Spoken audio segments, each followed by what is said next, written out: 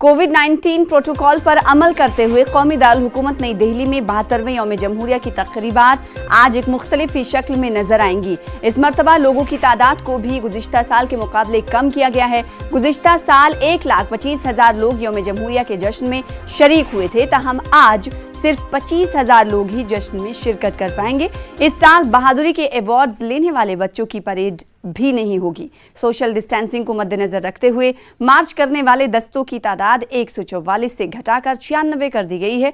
दिल्ली में निकलने वाले परेड के दौरान पहली बार रफाल जंगी तैयारे उड़ान भरेंगे। वज़ारत दिफा के मुताबिक यौम जमहूरिया परेड में राजपथ पर 17 रियासतों और मरकज के ज़ेर इंतजाम रियासतों की झांकियां शामिल होंगी, जो मुल्क की खुशहाल तहजीबी वर्सा, माशी तरक्की और फौजी ताकत की अक्कासी करेंगी। परेड से पहले वज़ीर आज़म नरेंद्र मोदी मुल्क के लिए कुर्बानी देने वाले जाबाजों को खराज अक़ीदत पेश करेंगे।